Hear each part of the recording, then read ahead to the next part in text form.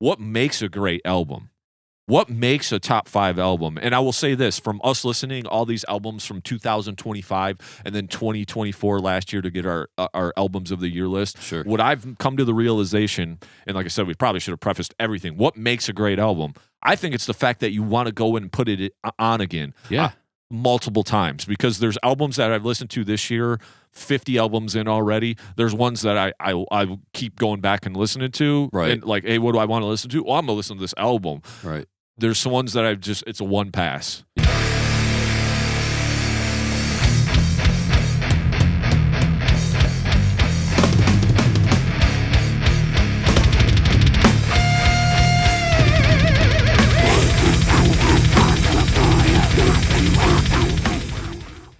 What's up, everyone? Welcome to the Metal Maniacs podcast. I'm your host, Jay Ingersoll, and I'm here with a man who bought tickets to a concert, didn't know who was playing, so he's hangry again. That's your boy Mod.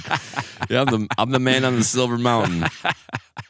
That upheaval hill, man. I did not know if I used the angry again one. I'm kind of getting burnt out on it. I don't really know where to go from there, but I was like, that seems like a good one for today. So yeah. I know we were talking a little bit before the show, but before we jump into this, tell me a little bit about your experience yesterday at Upheaval. I know you went to Upheaval, so. Yeah, so first I'll start with, I kind of bought these tickets blind, because they do the slow reveal, like one artist at a time, and you don't know the headliner till the last thing. But you also get like a discount when you buy them right up front, right? Yep. So you kind of save some bucks right off that, right? Which I definitely did compared to somebody else on my friends list who paid twice as much for his ticket for one day compared to the one day that my wife and I went. Right. So, like, we spent a total of $10 more for the 2 tickets than he spent for his one. Oh, damn. So, if you want to support the event, and it's a family friendly event. It's a good event. Right. It's pretty chill. But I bought these tickets blind, not knowing the headliner. And I'm following like the internet sleuths, listening to all these people who are investigating, and they're piecing together like this detail with, upcoming, and I'm like, okay, I'm listening. Well, last year, let's take it back 2 years ago. 2 years ago, my first year, at the end of the show, they're flying the Bad Omens flag on top of the hill. And lo and behold, the next year, Bad Omens is the headliner. So that's okay, facts. And then last year I went, and then after Bad Omens was done, they're flying the Sleep Token flag on top of the hill. I'm like, okay, I'm paying attention. I get it. And other sleuths are like, yeah, so-and-so said they were looking forward to seeing Sleep Token at Upheaval this year. Like a band member leaked that, like posted that, but then that post got taken down. So like, okay, he had to take the post down. There might be some facts there. And then someone else is like, yeah, Sleep Token's going to be releasing a new album. So I thought the whole time, Sleep Token. It's all pointing towards Sleep Token. Yeah. And I'm like, my wife and I love that band. And that would be amazing to see like outside again with all that they bring, all the spectacle and everything. Well, Upheaval, they're like, we're going to big announcement tomorrow. And then the day that they're supposed to announce the headliner, crickets. Like it fell through. Like the business deal didn't work. And then it drags on and on and on. And then they finally do announce it, and then they announce Falling in Reverse. Now, I just saw Falling in Reverse like 2 years ago. And in the 2 years, there's enough time for Ronnie Radke to run his mouth enough to the point where I don't really want to like watch his band live, and he ain't put out a whole bunch of content in the 2 years since. So it ain't like it's going to be a whole brand new show, just a brand new haircut and maybe a couple new tattoos blacked out or whatever. Like I just don't, I didn't have it in me to really like, so I felt like I kind of got hosed, but that's my own bad. I bought the tickets early. Right. I should have waited. Right. Would have paid more or none at all. Yeah. I probably wouldn't have paid anything to be perfectly honest with you. I'm not into recycled headliners. So that said, I did do my diligence, and I listened to as many of the bands that were on the lineup for Saturday as possible. I found some that I enjoyed. Some didn't live up to the hype or the expectation that I might have had, but I had a good time. There were at least 2 bands that I came away from thinking they performed great, and I will be a fan going forward. Never Tell was excellent. They got kind of like 2 singers, but the one plays some guitar. Okay. And he drops bars. I thought he could really spit on the mic. And then the other guy's like your singer, chorus guy. And and they both scream. So they do a great job there. And they really performed well. Band needs a bassist. Were they up the hill? Yeah, they were second on top bill. stage. Yeah, basically. Yep. Okay. So I like that stage too because that's going to be where you get some gems. Yeah. Generally. Yep. You know, and the sound is okay. It's not bad. Yeah, it's not bad. I like it up there. And then the last band was the headliner for that stage, Dead Poet Society. Okay. And I came away absolutely loving them. I liked what I was hearing up front, like on YouTube and watching their videos, and I thought, oh, that's a cool style. Like that's kind of different. And then I watched them live, and man, they said on stage, like, we're at the end of a 7-week run. This is the last show of the tour. We're tired, but we're fucking tight.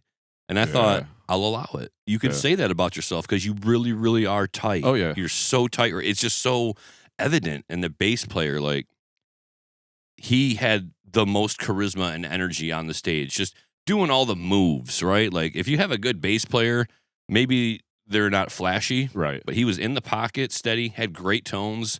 He's dancing around. He's doing all the leg kicks. You know, he's jumping around. And I don't think he was he would talk. I don't think he did much singing. Maybe some screaming, yeah. But the whole thing, great vocalist up front, just a fresh sound, kind of original. Okay. So I absolutely love Dead Poet Society. I would say I compared them to a band like maybe Muse, Highly Suspect, and some of the Zealand Ardor stuff that I've heard. Okay. So, and Dirty. Like, Dirty was kind of the word. Like, they just had some grit to it, but it wasn't like a metal band at all. It was like hard just rock. really hard rock. Hard rock, even some rock and roll, Okay. even some pop sensibility to it, but not in a corny pop sense. You could just tell it would fit on the radio really well. So those two bands, and then everything else in between. Missed Yellow Wolf because of the storm, which sucked because I was really looking forward to him. I got hip to his stuff. He's another guy I had to learn about. Yeah, I didn't really come up with a lot of hip hop in my catalog, so I listened to his stuff, and me and Amy were listening to it, and we're like, this is gonna be fun. This is gonna be good. Like, we really liked it. Unfortunately, he did like one verse, and then he was like, lightning. I gotta go. We all gotta go. So we all fled out of the venue, and we waited about an hour to come back, and then we came back, and the sun was beating down for sure. Then, after that, it was hot. It was hot as hell. But yeah, had a good time. Thank you. Well, good. I'm glad to hear that. I know the year I went to Upheaval, I absolutely had a blast. Yeah. Maybe not all the bands spoke to me in a way, but I came away with a few gems. But I just like the experience. Yep. This year, though, I just couldn't bring myself to try to go because of the fact that I probably would have bought tickets after the announcement at least, but just Yellow Wolf probably would have been the only band, just because some of the other ones I didn't know and some of the other ones I did know and I have no care to even see. So I was like, Yellow Wolf would probably have been the only band out of everybody I would have been like, or I say band, but artist I should say. But even when I seen Yellow Wolf, he was absolutely phenomenal. So yeah, and our mutual friend Dave Stark was interested in purchasing the tickets off of me just to see Yellow Wolf. Oh, yeah. Which I told him, I was like, I'm just not gonna come off of it. We're just gonna go and have a day. Like we just kind of been doing it routinely, and Amy and I enjoy ourselves. But that hill, man, oh my god, we like to perch halfway up it. Yeah. So there's a lot of people like fuck that hill, but I'm like, well, that's where I sit. Yeah. That's where I like to be. I can see everything. Well, after a day, too, like the last time I went, after a day, the hill's perfect because you're just like, man, I've walked up and down so many times, walked around, been here, done this, went to the merch, did all this, and then it's like, I just want to sit here for a while. So I actually kind of enjoy the hill, honestly. Yeah. And if you don't want to be down inside where all those people, because I was down there for a few acts too, and it was just like, man, sometimes it's just too many people when it's hot outside, everybody stinks. You're like, I'm just gonna go up on the hill so I don't have to smell these motherfuckers out here. And smelling other people is something that you definitely do when you're down there in them crowds, because some people don't care about deodorant, cologne, showers. They just and they stink worse than average in the heat. It's like some people just don't have the etiquette. I guess it's really bad. I guess I wonder, is metal the stinkiest genre? Like, it might be. Do you go to hip hop shows and you smell a bunch of stinky people? Because I haven't been to too many hip hop shows, but I can't remember any of the smells. But at the metal show, man, sometimes you're almost gagging because some of these dudes stink so bad. I don't want to be out of pocket, but I feel like with the hip hop crowd, you got like people that go to the club. They might kick it up a little bit. Cleaned up, a lot of fresh cologne. Dress. And plus, and speaking of grass, you probably smell some grass. Yeah. Like you smell a lot of that too. Oh, I bet. But I smelled a lot of that at the rock show yesterday too. It was like, you can't miss it. I would say, I think everybody smokes weed now. Or everybody everywhere. Some way, in some sort of form now, especially since it's legal. But a lot of joints. All right. Cool, man. What up with this joint? You had a good time. So today we're going back and we're revisiting a topic we've revisited twice on the show. The first one was like top 5 extreme metal albums of all time for us. That was episode 7. So we were just getting our footing on this podcast. That was over 100 episodes ago at this point. And we went through and named our top 5, and then we revisited again on episode 53. And I remember us talking a little bit about, let's pick some albums that are a little newer along the timeline, because the ones that we picked, and we'll go over the ones that we picked here. And for the sake of not being redundant about anything, I think this top 5 was a little tougher. So it's like top 15 now if you add them all together. But I know in other episodes we've mentioned bands and albums that were important to us. So I just like went through my collection and I just was like 7 or 8 that stood out, and then I just picked 5 out of that, you know. And so that's kind of where I was at. I didn't look at it in any timeline sake, or, you know, I think that first episode was probably one of the most important ones because we had to pick our top 5, right? So our list didn't vary much at all, which was not really surprising sometimes. But then our second list was completely different. And then this one I feel like is probably going to be completely different as well. But on episode 7, my top 5 was, I don't think we really put them in any particular order, but it was mine was At the Gate, Slaughter of the Soul, Soilwork, Chain Heart Machine, Carcass, Heartwork, Morbid Angel, Domination, and Death, Symbolic. That's what I got logged. And then for myself, similarly, I went with Death, Symbolic, Morbid Angel, Domination, Carcass, Heartwork. We shared those in common. I also put in Rotting Christ, Triarchy of the Lost Lovers, as well as In Flames, the Jester Race. So definitely 2 of the more melodic albums on the list. And those 2 probably could have been real close to my top albums. But I also didn't want to recycle any of the times because I really love those albums as well. And I could have probably put them in my second list or even today's third list. But so then episode 53, we said, hey, let's revisit this again. Let's put, like I said, push the timeline further a little bit more. And so for that, I picked Kill Switch Engage, Alive or Just Breathing, Into Eternity, Buried in Oblivion, Glass Casket, We Are Gathered Here Today, BT Bam, or Between the Buried and Me, also known as Alaska, and the Faceless Alcadema. Yours was? I had Lamb of God, Ashes of the Wake, BT Bam, Silent Circus, Meshuggah with Nothing, Gojira, L'Enfant Sauvage, and Kettle Decapitation with Death Atlas. Still standing by all them records still. And I would too. And that's another one where I could probably add Death Atlas into any one of my top lists as well, or the Gojira album as well. So that was good because there was some variation. I would encourage you guys to go back and listen to those episodes because we kind of really dive in deep in how they affected us and everything. We gave you the synopsis just to kind of see where we're at, but those episodes are still important to us because those are albums that we want to share with the world to be like, hey, these were important to us. Maybe you can get something out of them as well because they meant so much. So today I said, hey, let's or we mutually came up with the idea. Let's try to pick another 5 out of our list here. So what we're going to do is we'll just go back and forth. I'm going to let you go first. I don't have mine in any particular order or anything, but we're just kind of adding to the list of amazing albums that have really impacted us. So if you want to go first, go right ahead. And I'll go into a little detail about each one of mine as well. So today I wanted to try and do something a little bit different. I didn't want to just grab 5 off of my CD shelf. I wanted to grab, I wanted to get 5 on my list that people would really say, well, yeah, that's a great fucking metal album. So I didn't really own this one until very recently, but we're coming up on the 35-year anniversary of Obituary's Cause of Death. Classic. You could have Slowly We Rot here, but figuring that it's the 35-year anniversary of this album, it's their sophomore effort. I feel like the production came up a little bit. It also does feature James Murphy on lead guitar, so that's a nice little perk that you get with it. Nothing wrong with Alan West, but we're always going to be huge fans of James Murphy and his work here. So I think that's a good a point to make. And Obituary is just one of those bands that they were different because of the vocals. And they could simplify their songwriting and their musicianship and still write death metal because you had the vocalist John Tardy's brother, Don Tardy. I believe I have their names in the right order there, on the drum kit. So he's a phenomenal drummer.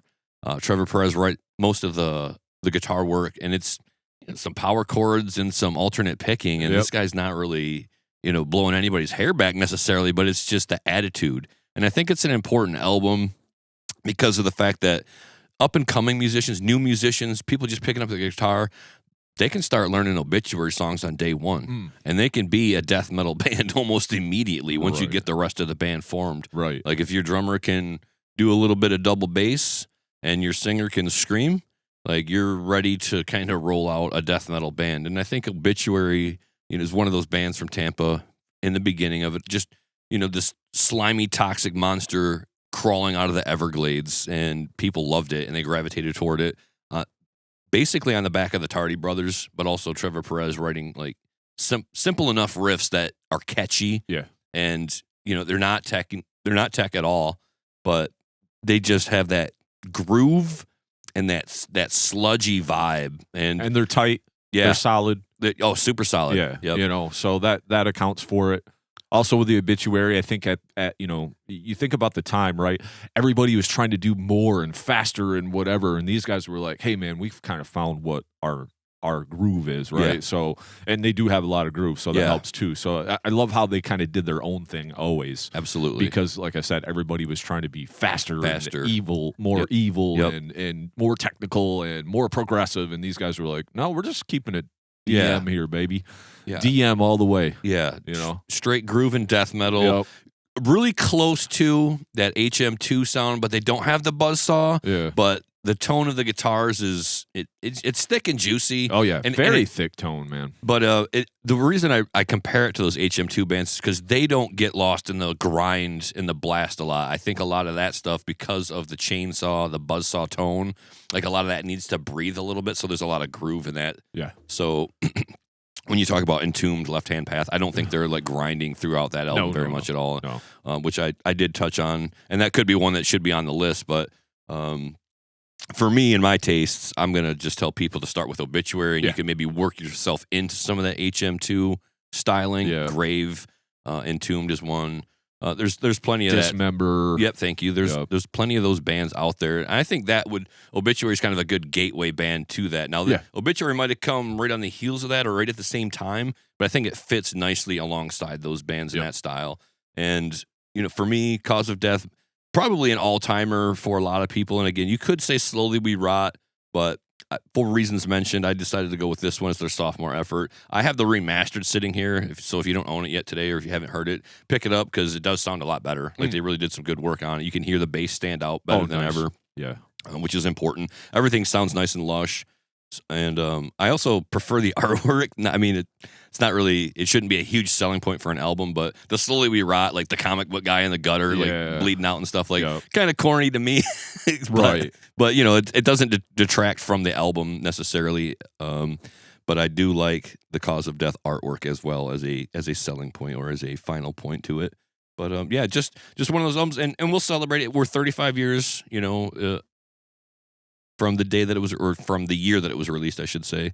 So I figured it would be a good year to point out the Cause of Death by Obituary as an all-time metal album that people should listen to. And I'm going to real quick rattle off some tracks. Sure. Just so that people, if they want to, get to the highlights.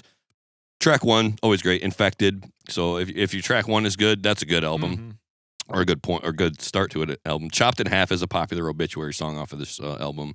Yeah. You've got, and I really liked, the title track, Cause of Death. And then the last track on it, Turned Inside Out, just with some chugging triplets that had me grooving immediately hard, like, oh, God. So those are 4 that you can pop on if you want to do the highlighted or the abridged version and get to know if this album and see if you like it. So real quick on the artwork, and I remember hearing something about this. I don't know if you're familiar with this. So this particular artwork, this is a painting by Michael Whelan's Lovecraft's Nightmare A, originally created for 1981, a collection of H.P. Lovecraft stories. Oh, I love it. But Sepultura wanted the artwork for their album Beneath the Remains after discovering it in the Lovecraft book collection. Nice. So they originally, was supposed to be like the Beneath the Remains cover, but I think like maybe Obituary was like already using it or something. But Roadrunners mistakenly sent the same piece of artwork to both Sepultura and Obituary. Obituary happened to lay claim to it first, so the cover ended up on Cause of Death. Nice. And it's just, it's weird too, because for me, it's weird. I didn't even know that had anything to do with H.P. Lovecraft. But I just gravitate toward all of that. anything that's Lovecraft, like I'll like it, and then I'll find out later that it was inspired by Lovecraft. I'm like, go figure. And you're like, yeah, it just resonates. Yeah, every time vibes, Yeah, whether it's something with tentacles or just the dark, deep abyss of all of the artwork and writings of H.P. Lovecraft, it just resonates with me. I love it. Yeah. It's funny. That's cool.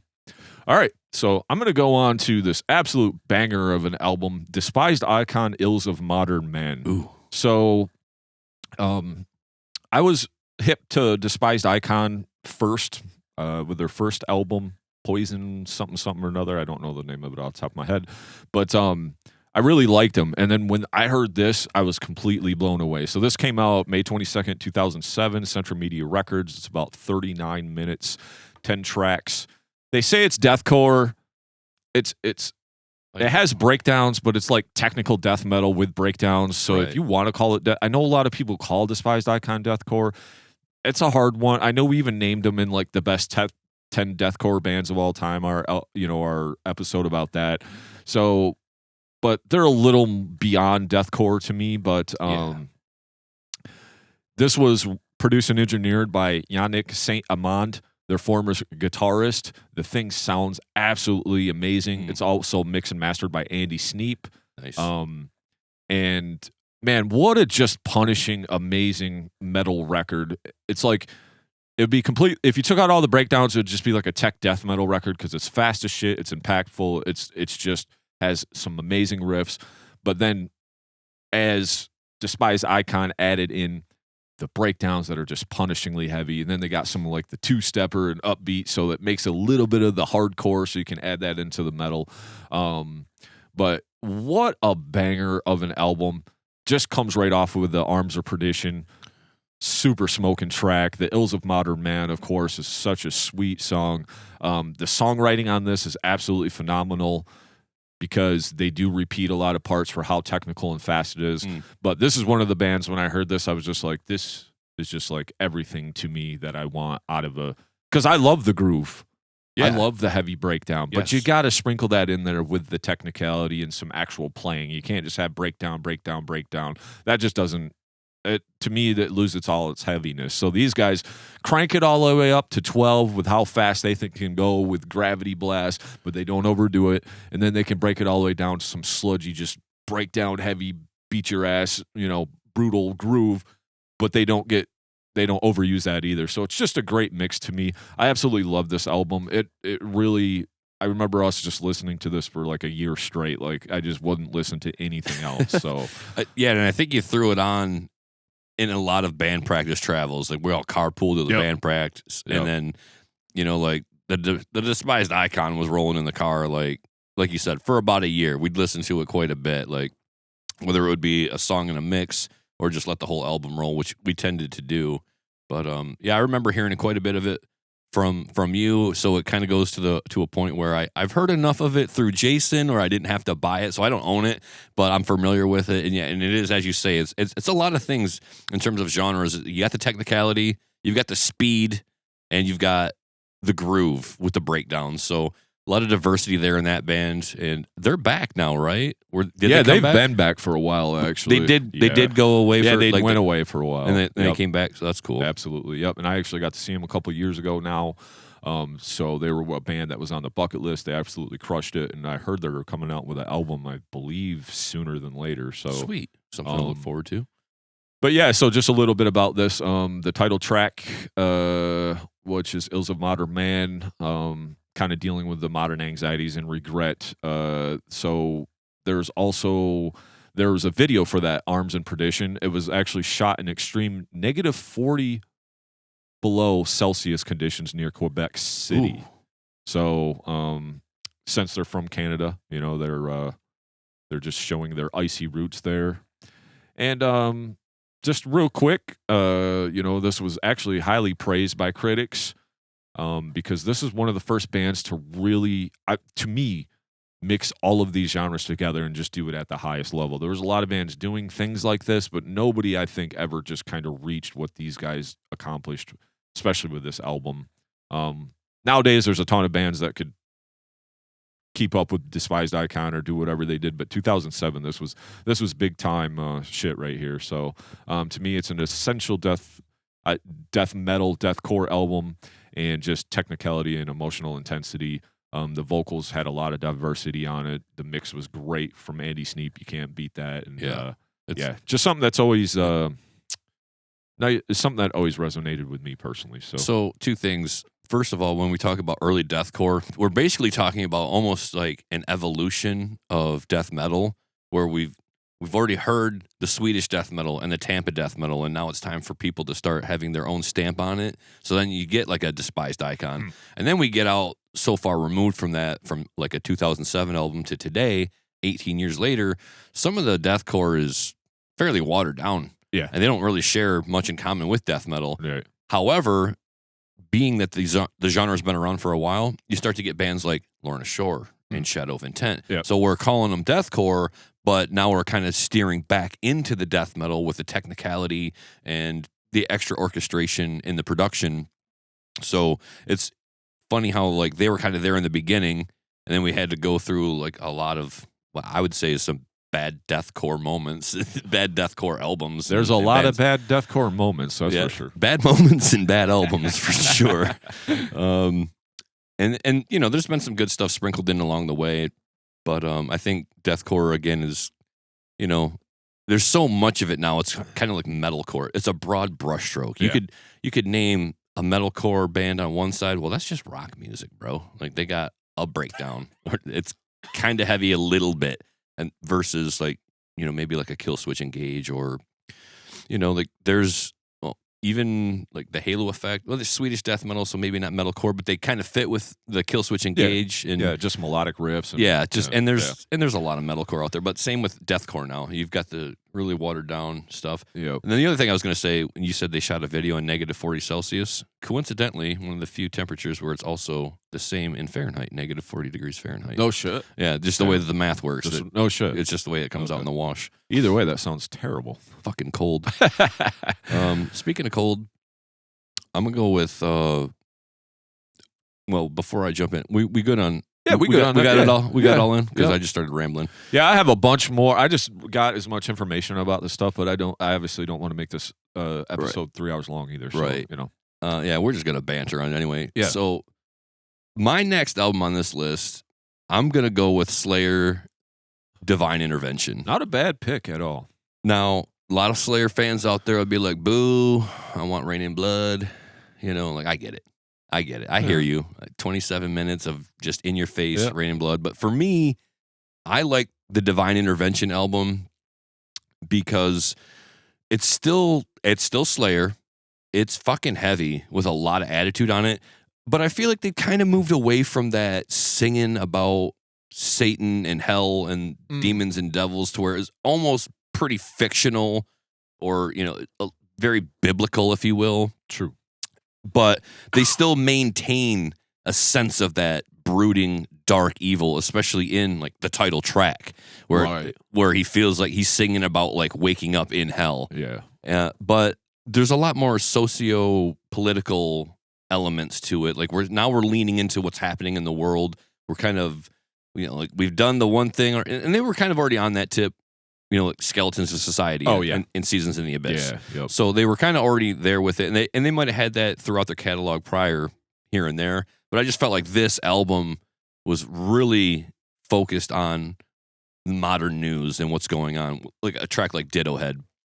Like that's all about, you know, just the LA riots or just the way that the police do their business out there in LA. Yeah. The Divine Intervention album is also one that, you know, like I was hip to the old Slayer, but when I got my hands on this album, it was just banger after banger after banger. I heard Killing Fields, and I immediately went out and bought this album. I loved it. Like you hear that drum roll from Paul Bostaff, and I'm like, oh, wow, you have me just on the drums alone. Just hit that open chord, probably an E flat, and yep, that tone sounds good. Nice. Just an album that, for me, yeah, later at the time, especially like late stage Slayer, we're past all of the famous Hell Awaits, Haunting the Chapel, South of Heaven. You know, like they already had a bag of awesome material, but this one I feel like it might even be underrated in their catalog end of day. I think so too. But for me, I just feel like you could start with this album, and this is still a great Slayer album. And in some people's minds, maybe the last great Slayer album, because then you'd go on to Diablos and Musica. We kind of talked about that, how it had a huge new metal influence, and it took them a while to bounce back with God Hates Us All. Not a bad album, but still, now we don't really sound like the Slayer of old. We're tuned down quite a bit. Yep. We're grooving even more. And Slayer's always had mean groove, but it just didn't sound like the thrash metal Slayer. They moved away from the thrash, for sure. More of the thrash, I'd say. They're still there, but... Yeah. I mean, for me, also on this album, I could maybe... The only song I would skip is like the last song. And it's not that it's bad, but it's just not super catchy like the rest of them. Every other song on here has got something that grabs me, whether it's 213 with those dark cleans and the story, the concept of that. Yeah, the whole Jeffrey Dahmer. Yeah. You were talking about more real life stuff, so that's a great example of that as well as the 213. It's Jeffrey Dahmer apartment number inspired, right? Mm-hmm. So everything about that album just said, modern metal of the time, early 90s here. I think it might have been 94, it might have been prior to that, but just an album, an all-timer for me, where I would say, even if you're not the biggest Slayer fan, I think you could get down with some Divine Intervention, Sex, Murder, Art, just some dirty breakdown solo in that one, just so sick. For me, it's an all-timer. If I had to only have one Slayer album, I would probably just pick Divine Intervention. And that's just my personal tastes. Again, I understand some old heads or just some diehard Slayer fans are going to reach deeper into the catalog, and that's fine. If I had to pick a different album, I might say Hell Awaits, because now we're going back to something like 1985 or 87. Raw as fuck. Yeah, but it sounds good, and it's really close to death metal. Yeah. As opposed to like a lot of the other things that they were doing were closer to like thrash metal, but heavy thrash metal. Yeah. But Slayer with Divine Intervention, I think, is an all-time great not death metal, but I would call it extreme. Yeah. I would call it extreme. For sure. Maybe not everybody else in the Big Four or the thrash era, it could be considered extreme. And I really thought about that too. Do I start dragging out like your And Justice for All or your Rust in Peace albums? And I'm like, well, those are great, but and technical, but I don't know if they're extreme. Based on like, lyrical content and just the punishing heaviness of Slayer, I would say that this could fall in with a lot of extreme, and they're really death metal adjacent when you talk about Slayer. I think that they were right there in the beginning. They just decided that we're not going to use all the vocal effects all day with Tom. Yeah. We're just going to let Tom do his thing. And if Tom were a death metal screamer, Slayer might be a death metal band. Right. Yeah, exactly. So, because they fit right in musically, but... So just a couple things for me on that. My favorite Slayer album, I've heard Kerry King himself say he didn't like this album because it sounded like shit, but I think it sounds okay. Like, I don't know what he was looking for, but just a few quick facts. This was actually the first album in 4 years. This is the 6th studio album by Slayer, but it's the first album in 4 years following Seasons of the Abyss, which came out in 90. Obviously, the first one that featured Paul Bostaff, because Dave Lombardo split with the band in 1992. Right. It peaked at number 8 on the Billboard 200, so their highest U.S. chart position of all time. Nice. It says the production is more raw and cold than previous albums, giving a stark, gritty edge.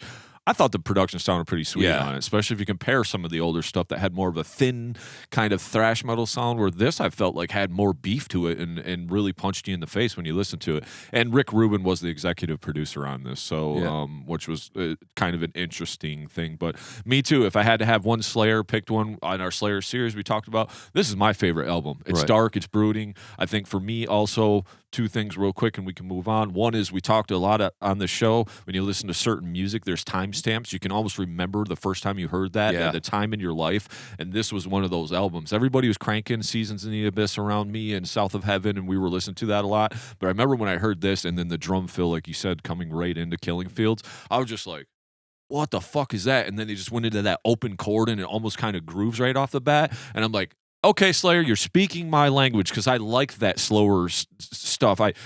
The constant all the time, upbeat, fast, Yeah. punky, thrash. Like I can get down with that, but after a while, I need some of that release with the tension. Yeah. And I thought they did an excellent job on here because there's almost a few times I don't know the title of the songs, but there's almost a time or two where they almost go slow and they're like doing this pick tapping part on one of the songs, and I'm just like, man, that's fucking sweet because that's really the first time Slayer's like, they've always grooved and kind of did the thrash groove, Right. but this to me is the first time where they just kind of opened that up and let the music go slow almost and like give it that vibe. So yeah, absolutely love this album myself, dude. It probably could have been one of my top 5s as well, but I think the reason Carrie complained about maybe the production or the sound of it is because I believe they went through a couple of different studios.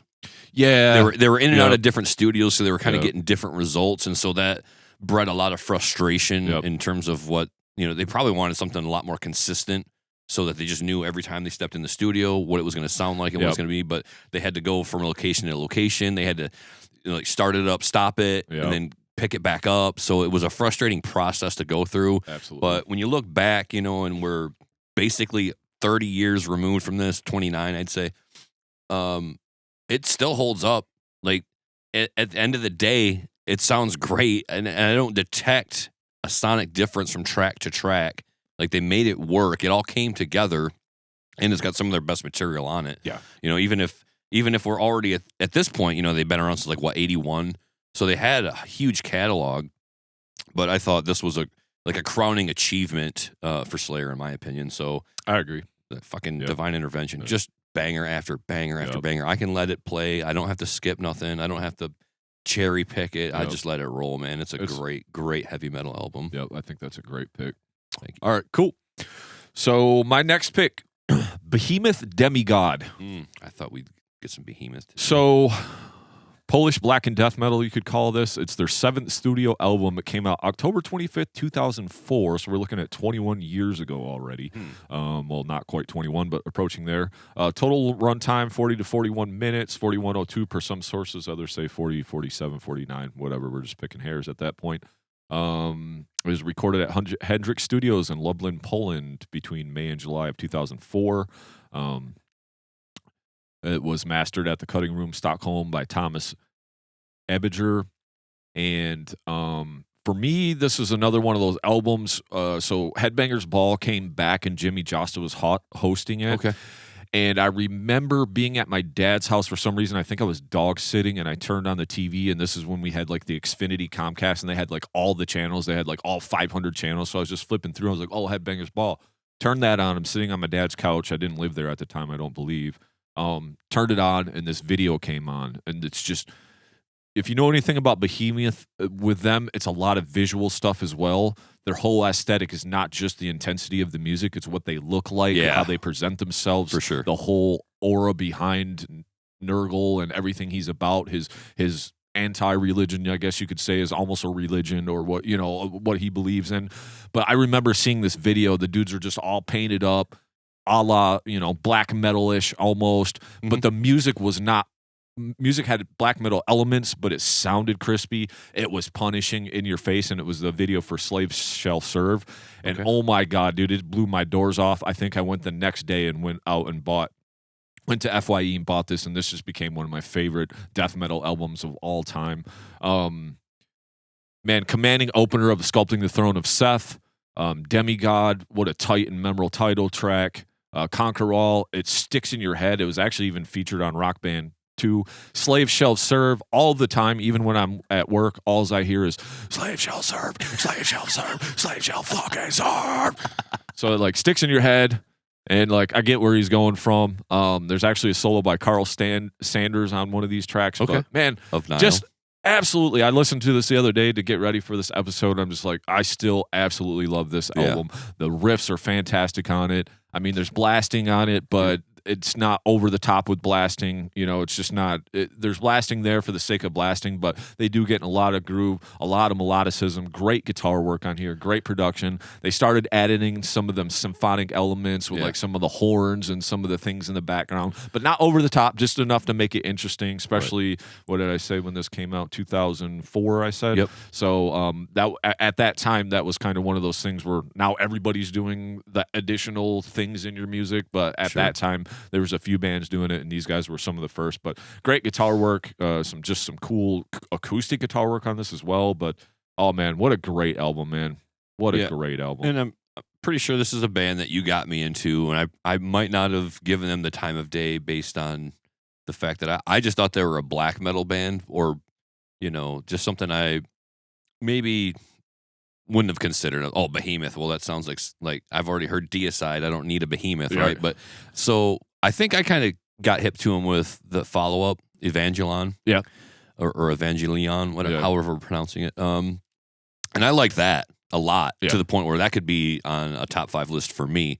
But I don't have the knowledge of Behemoth like you do. I kind of picked up from the follow up and then forward, so I'm not hip to this album so much, and I probably should be. I know Satanist is another one that was really popular with them. That came out even later than Evangelion. But I remember listening to it in the car thinking, God, this hits hard. And to the point where I had to go out and see them live, like first opportunity, which I finally did at 20 Monroe. But another band that, like, the image kind of goes with the music finally. Like when you talk about wearing the garb and the makeup and having a look and an aesthetic to it. And then you get on stage and it's like, well, you're just making a bunch of racket. Well, not these guys, in my opinion. They make music. Nurgle does a good job of writing songs that are heavy, and they introduce like the symphonic orchestra a little bit with the horns and the brass. And, they didn't just do like the corpse paint and spikes. Right. They kind of had their own spin on it. Like, we're gonna throw on the paint and the makeup, but it's not gonna look like every other true cult black metal band. Yep. We're not going to copy anybody. We're going to put our own stamp on it.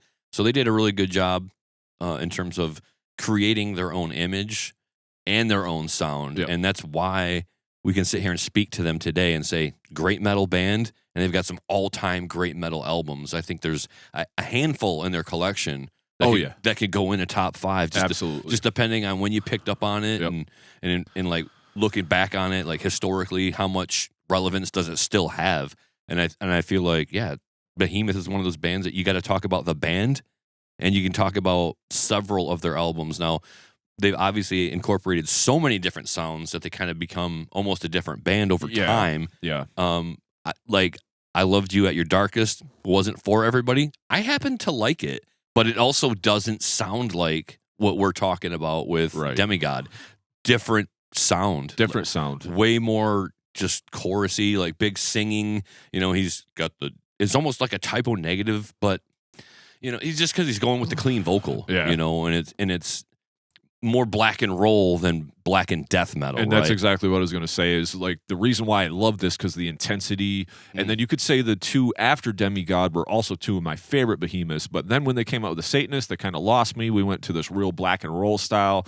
It kind of lost everything that I loved about Behemoth. They still had the darkest imagery and all that, but it almost started to become, I hate to say this, but it almost became corny to me at that point a little bit. Yeah. And then You Had Me at Your Darkest, or You Love Me at Your Darkest, or whatever. Yeah, I Loved You at Your Darkest. Yeah, so I listened to that again not too long ago, and it's an okay album.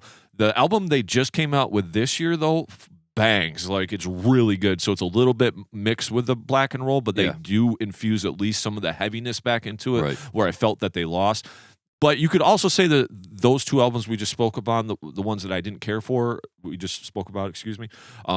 Satanist and Loved You at Your Darkest. Yeah, and that one, it was heavy, mood heavy, yeah. right? Yeah. It's that dark brooding, like he had a message, everything was there. It just, the music for me didn't speak to me, because I just need more grit on my music.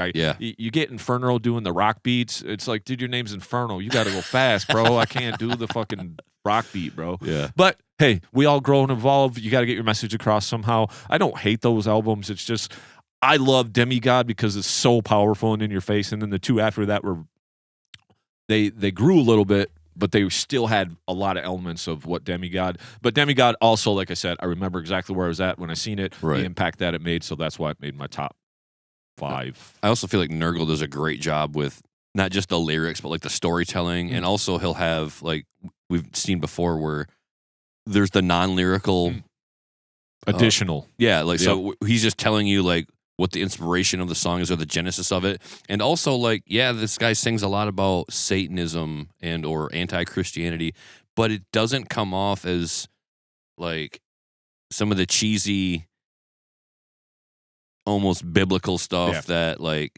okay, I've heard this before. Like, I've heard about the demons ripping limbs and all, you know, like, it's not that. It's not surface level, like, Satanism, I guess you could say. Like, he kind of knows the stories of the religion, and he picks characters out of there to write stories about, or certain, like, evil characters and it's history. really in depth. Exactly. Yeah, it's very thought out. It's studied. Yep, exactly. Like, he's a man who's taken his time to, you know, learn about what he wants to write about. Instead of just, I don't like religion and I'm going to shit on it, you know, like, even though the new album is The Shit of God, which I thought was a corny title. It is kind of corny. It is pretty corny. Yeah.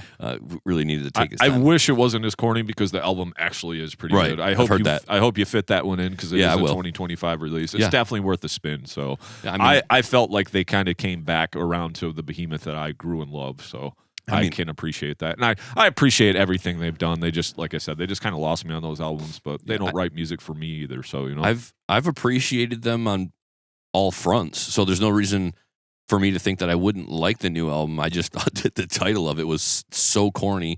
And also, not for nothing, but Nurgle went into like this whole like merchandising rabbit hole to where everything that you could think, like Kiss, anything that you could put your band name on. Like, next thing I know, I get on the social media, here's Nurgle selling me a coffee mug. I'm like, do I need a behemoth coffee mug? Maybe. Maybe. Not me. I love coffee, but I need more than his mug can hold. Behemoth, great selection. I appreciate that, bro. Hell yeah.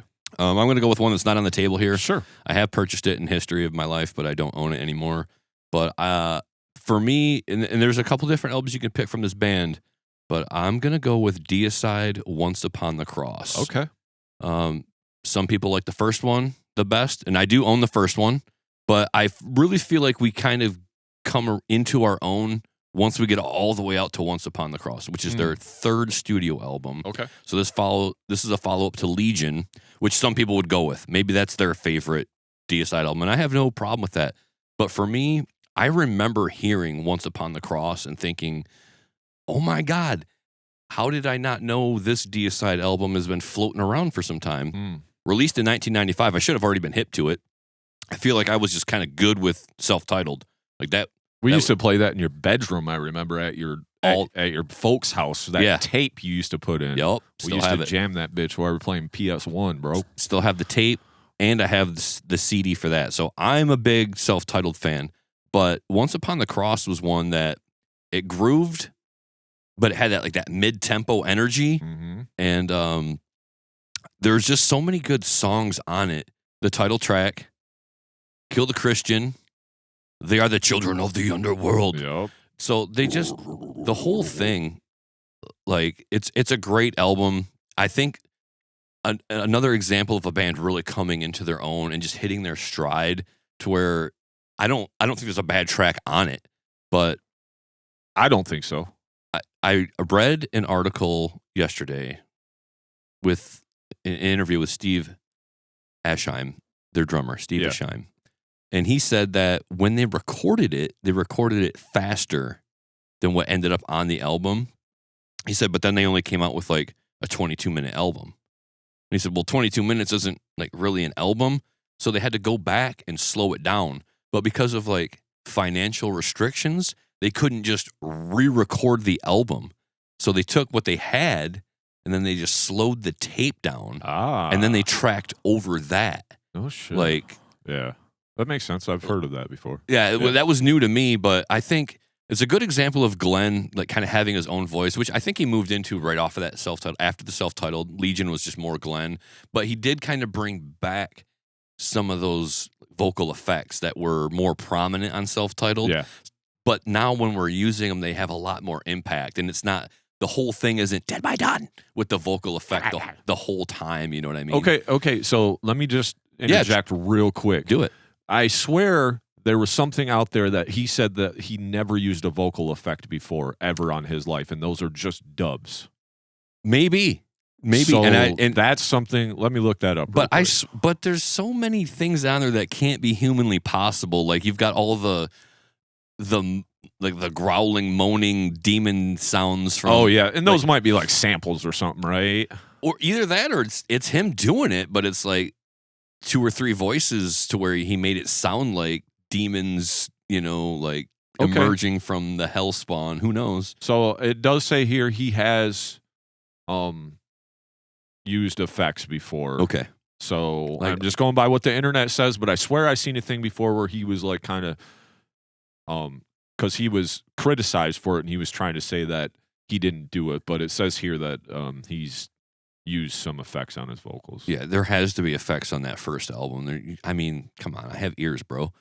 Like that's some of those things are not humanly possible. But Deicide with Once Upon the Cross, I just think, again, another band similar to Obituary, similar to Slayer. You get a long catalog of great albums, right? Mm-hmm. But for me, and again, somebody else might come out with 1 or 2, and that's fine. And I own one. I bought it twice. I bought this one time, but I gifted it to somebody else. I was like, hey, man, this makes me think of you. I want you to have it. I'm like, I've heard it. Like, it's fine.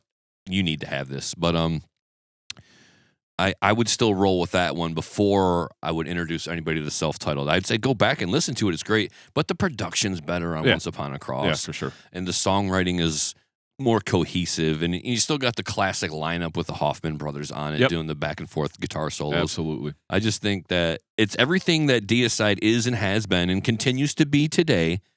But before I go recommending last year's album, I would say Banished by Sin. Yep. I think it is. So phenomenal album. Great album. I enjoyed it. I gave my review of it last year. Not a bad album at all.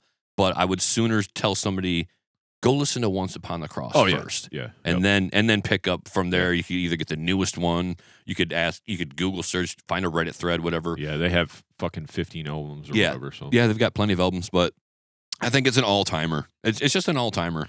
And I don't have too much more to say about it other than how they recorded it, but and the classic lineup. I do see Scott Burns produced it, so that's another staple. You see Scott Burns' name on an album. It's like that's probably good. Yeah, it's gonna sound quality like good. Yeah, there's good work going on there. For me, I'm actually surprised I didn't put this one in my top 5. I felt like I've talked about this album. Validated. Yeah, well, I felt like I've talked about this album sometime, some way throughout this podcast, but we've had so many conversations now, it's hard to say. So, one of my favorite albums of all time. Yeah, I personally didn't like Legion. I thought it sounded like absolute dog shit. Like everybody's like Legion's so good. I even tried to listen to it like recently, and I was just like, I can't even get.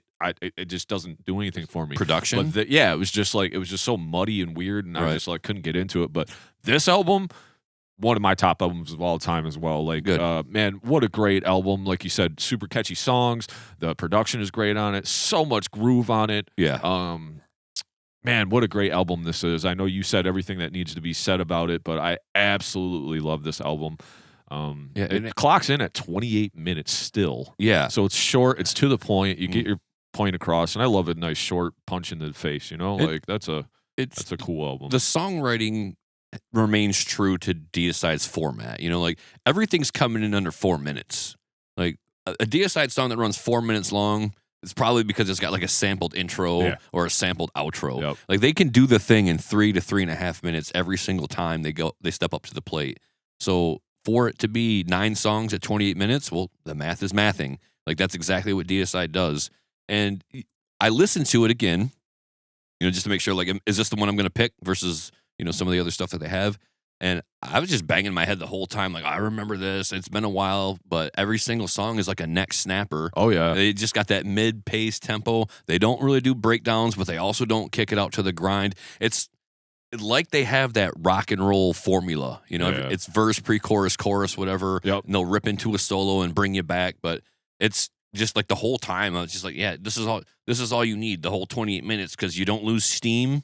But then you don't veer off into something that's too crazy. You're right. And you could get your pump on. Like you could sit there and get swole listening to this album every single day and just be singing about the children of the underworld. Absolutely love it. You're absolutely right. It does. And some bands have a really good knack for doing that, where you're just, if you can just bob your head the whole time, the whole album, instead of like doing this herky-jerky shit or slowing it way down or going way too fast. Like sometimes it gets a little confusing to the neck, Yeah. But this is like, I can even hear a riff. Like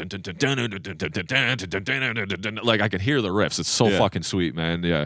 Real quick, I just want to speak about the artwork real fast about this album. So you don't have it on the table. I do have it over there. I could have grabbed it, but shit, I thought to ask you about that. Yeah, interesting artwork. You know, this was designed by Chris Horniak, and it was actually a image of Jesus Christ dissected on an operating table with the organs exposed. I used to have this shirt, and all the kids looked at me weird in school, but that was like my Jesus is a cunt cradle of filth shirt, you know, just to fuck you, like I hate you, because I was just a mad teenager. I probably wouldn't wear something like this now just for the sake of like kids and stuff out there. I don't want to, you know what I mean, just to be respectable. But it was a cool shirt. I had it. It was badass. But the artwork actually was censored. Like originally they wanted that on the cover, but then they had to like add the sheet over the top. So then when you open the book, then you could see Jesus dissected on the table. You know? And that was kind of pushing the boundaries at that. But it did create controversy and media backlash, so they kind of had to almost do like the cover up of it or whatever. I like the artwork the way that they censored it because it leaves a little bit to the imagination, and yes, the intended artwork is inside, but I like that about an album where the concept remains inside the album too. Like you open it up and then there's the reveal. So it leaves a little bit of mystery, but it's also like it's tasteful, even though it's like, that's kind of distasteful. You got Jesus here bleeding all over. But, you know, it's like the white sheet and all you see is like this, you know, like a little bit of blood. The blood pool. I like how the name of the album is like written in blood. It looks like blood once upon the cross. Like I just thought, what a genius like album cover to where it's elegantly evil. And then you open it up and then like there's the rest of it. There's the sheet removed, you know, there's the curtain pulled back. Yeah, exactly, dude. I just thought it was great. And today, I feel like it does make for an iconic artwork for an album cover. Because if you go with a lot of times, some albums, especially in death metal, it can be too busy. Like there's just too much going on. It looks like a comic book explosion of artwork. Whereas I kind of like things to be not too simple, like not just some geometric shape on your album, but some artwork, but at the same time, not too busy. I need it to be something that I can see and understand, and it doesn't have things going everywhere, like a comic book frame or something explosive happening. But it's like, it's impactful. It's super impactful. And then, you can open it up, and then you can go crazy with your artwork if you want, whatever your style is. But I love the album artwork, too. That's a good call. It's a good point. Just a couple fun facts before we move on. The intro sample for Once Upon a Cross was from The Last Temptation of Christ. Deicide used it without permission, so there were some legal concerns about that. The album was heavily promoted during the rise of satanic panic hysteria in the U.S. Deicide public enemies for some conservative groups. And then Glenn Benton at this time claimed to have branded an inverted cross to his forehead in the early 90s and appears with it in promo photos for this album. So that's kind of one of the famous things for Glenn Benton. It was like this thing in his forehead, and later on he's been known to say he didn't really know why he did it, but it's still kind of there in his forehead. So and that was one of those stories that we read in the Metal Maniacs back in the day, you know. The sample, the actor is Willem Dafoe that you're hearing. So his iconic role is Jesus in The Last Temptation of Christ. That makes sense. So I think you hear that maybe twice on there's two, at least in the beginning anyway. I thought I read that he had made 2 appearances on the album. Okay, cool. We ready to move on then? What you got next, brother? Cool. My next one is, we actually just got to see this band last month, I believe it is now. Protest the Hero Fortress. Okay. So yes. So for me, it was their second studio album. Keziah was their first. That was a pretty good album, but something about this Fortress just really slapped me. Again, I seen the video for this, which is weird because at this time there wasn't a whole lot of videos coming out and around. I think maybe I might have just stumbled across it on like maybe a YouTube or something, but this came out January 29th, 2008. 4110 for playtime, 10 tracks. I must like these 40-minute 10-track albums, I guess, because that's 3 in a row almost now. And this is like some progressive metal, mathcore, thrash metal, technicality. There's like a lot going on here. And for some people, it might be almost too much with the technicality, because I know I talk about songwriting a lot on this podcast, and like it's so important to me. This is one where it does have some songwriting, and once you listen to it 20 times, there's parts that just stick in your head and callbacks, you know, Right. songs that I recognize when we seen them live in a batch of songs that maybe I didn't know their whole catalog, because they came out with some stuff after this in certain ways, certain Bandcamp releases and certain Independent formats that were unless you were like a diehard Protest fan, you might have even missed them, because I had to come back and visit them later. But this album right here, I just remember seeing the video for Blood Meat and I was blown away. Like, dude's high vocals, and then they go into the super low dun, dun, dun, dun, dun, and he does that like low death metal vocal. I was like, what the hell is this? This is insane. And it was at the time where I was just loving BT Bam, so the technicality, the crazier the shit it was for me, the better at the time. But this added in some of them cool singing vocals that I've never heard applied in this kind of way, almost over a technical math metal, technical progressive metal. This band is really hard to put a thumb on, because they just do so many things. But damn, what a sweet album, man. Sequoia Throne is a great one. Limb from Limbs is a great one. And then the 2 tracks at the end, Goddess Bound and Goddess Gagged. What a great album this is, man. Got to agree with you. I remember when I first came into hearing them was with Blood Meat. And I remember thinking, I don't recall too many times where I've heard a singer like Roddy Walker, where you can do the fry vocal and the death metal growl, but then also hit like these extremely high, almost like some of the screamo type vocals, or even power metal with the high singing. Yeah, you know. So he kind of fit with the time, but then they brought an element of where things are getting almost too poppy with, you know, like AFI or whatever, you know, like a lot of Vans Warped Tour stuff, where they fit in with the Vans Warped Tour, but then they also catered very much to the heavy metal crowd and the old school almost death metal fans, because they had the technicality with the musicianship. One of the things that stood out to me was like not only how elegant the bass line was in the Blood Meat track, but also like all the guitar tapping and sweeping that they were doing. I was like, oh, well, you know, now we're not just banging out power chords here with a weak little noodle melody, but we have some players in the group, and we have a top-tier vocalist. And matter of fact, a guy whose name has probably not been said enough on the show, but I'll say it again, Roddy Walker. Yeah. Like, there's a guy who we may have overlooked in our top metal vocalists of all time, you know? Like, that's a guy who probably should have been in one of those lists between the two of us, because he's that good. He was great live when we saw them, and they came right out when we saw him live with Blood Meat, which I thought, like, hey, that's one of our best songs. We'll play it at the end. Nope, came right out and melted my face with it. I was like, oh, my God, they just going to start the show with that? So, and that's not an easy song. I got to imagine for anybody on the stage, like, if you're going to come out and play that song first. Just ripping, Yeah, you got to be good, and you got to be really warmed up and loose and just, like, that confident, too. Yeah. So that's the kind of skill set that we're talking about with this band. And, yeah, there's so many elements, too, when you talk about Protest the Hero. You know, so many genres, kind of, and they're all rock oriented, but it almost feels like punk at times. But they can break it down. They've got great songwriting.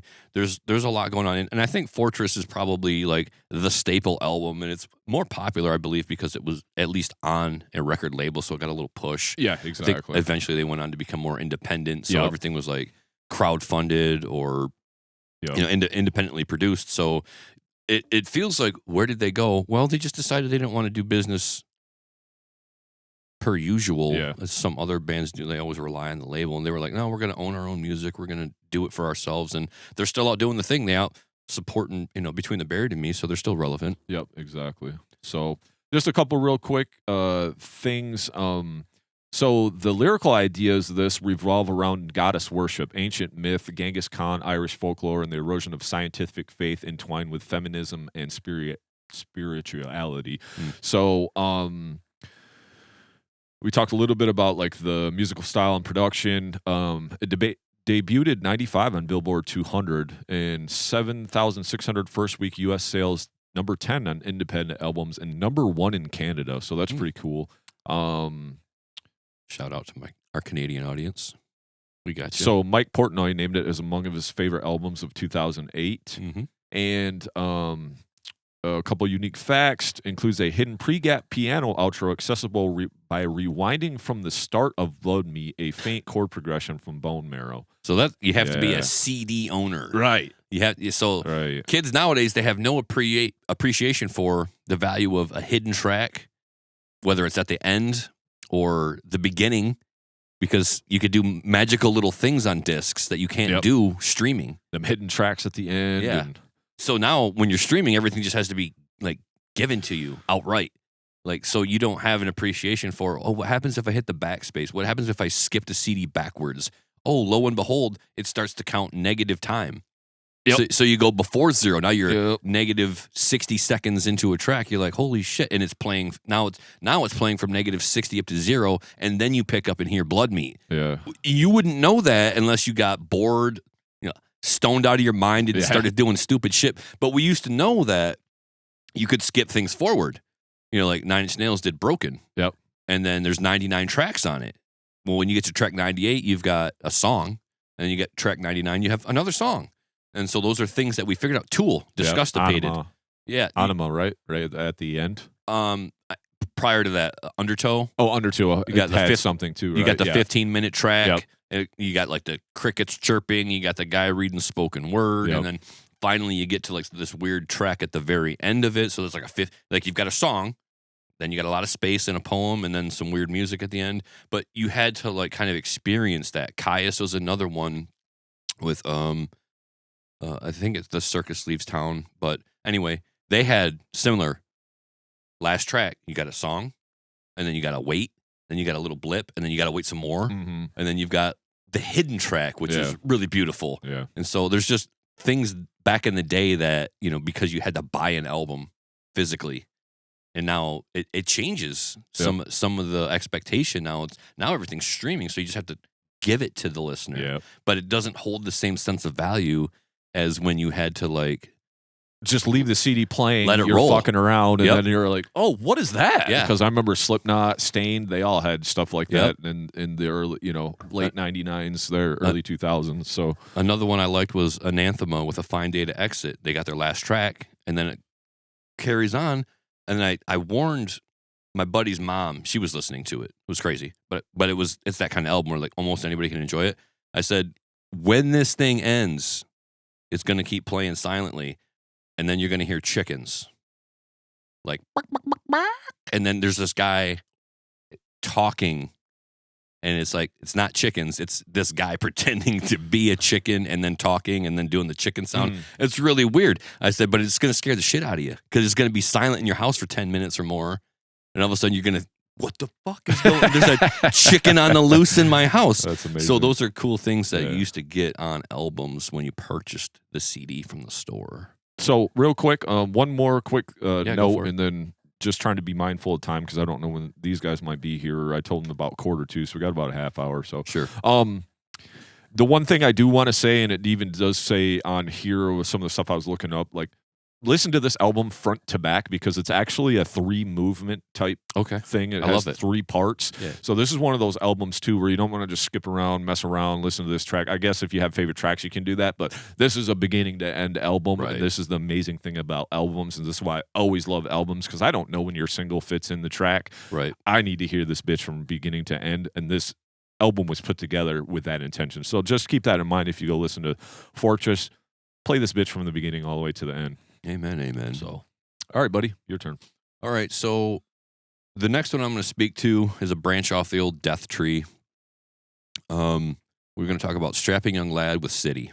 Okay. So it comes off of the Death Tree because you've got Gene Hoglan on the kit, and that's kind of how I discovered them. But I also discovered them through one of those compilation that. Like Central Media compilations. Yes, thank or you. Yeah. I think it was I forget the title of it, Decadence or something or other. So you've got Devin Townsend. Now he's got his band, and they released their second album with City. And I remember seeing the Detox video, and I thought, holy shit, this is mind-blowing. This is different. It's heavy. It's right there in the heavy extreme category, but it's not quite death metal because this guy's singing, and they've got the soaring chorus, like over the top, and the musicianship, and you got Gene on the kit, but they weren't doing technical death metal necessarily. But there's riffs, but something about it resonated as really, really different and exciting. So when I picked this one up, it was another album where every song is good and there's diversity. They've even got a cover on here. I think it's by Cops Kill Cops or something like that, but I can't read a damn thing on the back of this. It was like track 8, I believe. The whole where he sings more on that one, so it stands out a little bit. Yeah. But everything about City is great. You've got some really fast drums. You've got some beats in here that are almost like, oh, it's too much for me, but it's not, because something about the way that they do it, it just makes sense. The riffs make sense with those kind of beats. Like you get it. And they're not, because they're not doing too much over the top of them. They're just palm muting right with the drums, so it like makes sense until they slow it down, and then they can bring in more understanding, and they drop the tempo, not drop the tempo, but they just kind of like they ease up on it a little bit. But Devin Townsend, one of those guys, another one of those guys who's an all-around great vocalist, right? Yep. I spoke highly of him when we talked about our top vocalists. He was one of my all-time top-tier vocalists because he can sing very well, like a lot of different styles of singing, but he can also do that low guttural. He can also do that high-pitched fry vocal and scream. He's got a banshee scream. Dude, like that nobody scream else. He's got is so sick. He's got one of the best screams in all of metal. He plays guitar, and he's a genius. Yeah. He produces so much work. So he's probably been on numerous albums that we've heard where he's the guy behind. I know he's just done a lot of work with Soilwork. I feel like there's a handful of bands. Now the list is probably exceedingly long in terms of bands that he's produced and helped out in the studio, but you can almost tell when Devin's had an imprint on a band. It's like, that almost sounds like some Strapping Young Lad, or that almost sounds like some Devin Townsend. Yeah. So has his finger on there for sure. But City was, I believe, a 1997 release. So now we're getting a little bit removed from the peak of Tampa and Swedish death metal, and now we're kind of evolving into this other style of music, if you will, because it doesn't sound like Swedish death metal and it doesn't sound like Tampa death metal. Right. Now we're evolved into this extreme monster of a songwriter who's very intense to a degree that Devin doesn't even want to revisit this stuff. He's like, I've done a lifetime's worth of music outside of Strapping Young Lad. I've got 40 albums under my, whatever it is, something crazy, and he doesn't want to revive the band because he doesn't want to get into that headspace. That's how intense it was for him to write this stuff, and that's how intense it is to listen to it. Mm-hmm. When you sit down and listen to this album, I mean, you're getting on a roller coaster, a scary roller coaster, like one that it does, the loop-de-loops, and it's jerking you around, and it's going high, and it's going fast, and it's got the G-forces pulling on you. Like, this is a sick album. I love that on the cover art isn't spectacular, but I love what it represents. It's like this really detailed blueprint of, I'm guessing like a car engine or something like that. And it's, I will never be able to attempt to explain the mad genius of Devin Townsend, but somehow it works. Like there's a whole city under the hood of the car. Mm-hmm. There's just so much going on in there. And it's kind of like maybe a metaphor for like what's under the hood of Devin's wig, what's under his brain, what's under the skullet is all of these, the motor that drives Devin at the time. The first 4 tracks, the first 2 go together. It's like an intro and then track 1 basically. Yep. And then you've got, I believe, Oh My Fucking God and then Detox. So if you can get through those 4 songs, that you've only got 4 more to go, might as well hang on because those are equally as good, especially when you get to the I think it was Cops Kill Cops cover track. Just an amazing song that I love. I think Seventh Wave was another one on here that's on the back half. Just there's not a bad track on the album. No, there's not. And it was almost like, it felt like a tough sell at the time. I'm like, hey, have you guys heard this? Yeah, it's all right, whatever. But then it grew on everybody, and it grew like weeds because Devin was kind of like everywhere after that. He kind of big coming out party. He was already doing the thing with Steve Vai. He was somebody, but this was like, now I'm my own person. I don't have to sit here and sing for Steve and do Steve stuff. I can do my own. And he had the first album, which he was probably having a tough time getting some traction with and like pitching it to album labels and stuff. But he really got a lot of momentum with City. And I think from there, he just spawned an entire career. And he doesn't need Strapping Young Lad anymore. I know all of us extreme metal fans, I would love it. But I'm also not going to put a guy up to do something his heart's not into. Yeah. Because then you're gonna almost kind of tell like, hey, I'm phoning this one in because you guys won't get off my back about it. Yeah. And nobody wants that. There's things that I don't want to do. Like, hey, I know you're capable of doing this. Will you do it for me, or do you want to do it? No, I don't. My heart's not in it. So, Strapping Young Lad with City though it's an all-timer for extreme metal fans. It's not your typical Tampa or Swedish death metal, but it feels like if you are a fan of that, then maybe you could branch out a little bit. A lot of that white noise, like hissing canister, like there's a lot of that on here where it just feels almost staticky, but great production still. So this almost made my top 5, but it was just one I pushed down because it was one of the ones that just didn't quite make. I mean, we might do another list, so who knows? Like this might be a series that we just pull out every once in a while. We got to do it about once a year at least. Yeah, right. Fucking exactly. Millions of metal albums. We can always grab 5 and talk about them. So for me, but this one almost made this list, but it just got pushed out of the way for 5 other ones that I thought were more, were higher on my priority list. But I will say that I absolutely love this album. Came out February 11th, 1997, which is crazy. And I will say about this, you say it gets into white noise. It's almost like this at times because there's an industrial vibe to it, feeling to it. So you got those layers going on in the keyboards and stuff. And then like when they go into those blasting and like it's almost like a noise is layered over that just to make it that much more intense. It's a purposeful white noise, but at times this can get into grindcore, like even like oh my fucking god, like oh yeah. But I think the impact that you were speaking of, I think the one thing that made this different, you're not just doing that for 8 songs. Yeah, right.